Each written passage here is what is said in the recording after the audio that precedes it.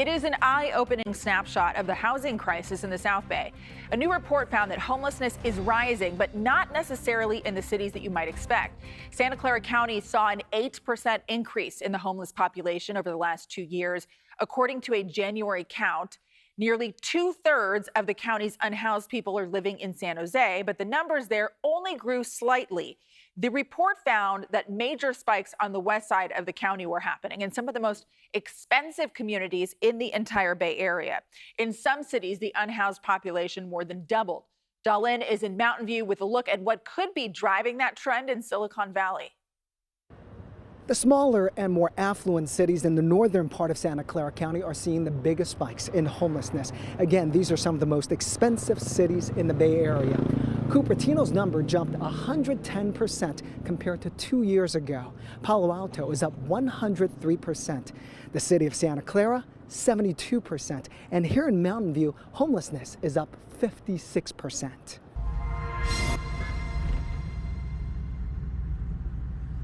A drive down Mountain View's Lake Horn Street. It's hard to miss the RVs lined up here and on nearby streets. We stay here for 2 years, maybe 20, 25 RVs. Now it's 70, 75 more. The people in the San Jose or East Palo Alto or Redwood City coming here. Ruben El Mazo was one of the first RV dwellers on Lake Horn Street. He says most of the new arrivals showed up within the last year. He often reminds them to follow their rules so everyone can stay longer. That means no visible trash and no blocked sidewalks. It's for the people, see everything is clean, no have complain. I talk to the older persons, hey, you know, you need it clean, you need nothing to stop outside, respect for everyone.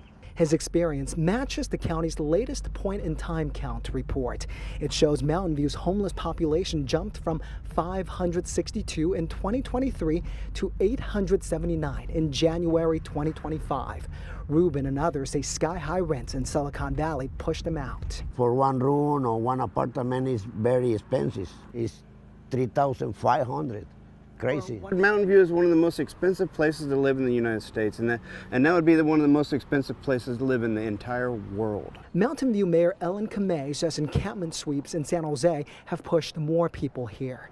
She also says the city offers more homeless services compared to other small cities. That's drawing even more people to stay. In Mountain View, that's why we're seeing an increase in vehicles. We're one of the few cities that allow people to be able to park on our city streets. The city has since added more safe parking lots for RVs. They're also working with the county and state to add more shelter beds and permanent low-income housing. So we have about 5 affordable housing projects in the pipeline, working to get the last bit of funding to become online, but they're already council approved. Ruben hopes to move into one of those units. He's on disability but works part-time as a janitor to save money for an apartment. Put the money in the bank, 2 or 3 years, come back in one apartment or one house. The county report also found many people who are newly homeless. Those surveyed most often blame losing a job. Others cited a divorce or breakup as the reason they ended up on the street.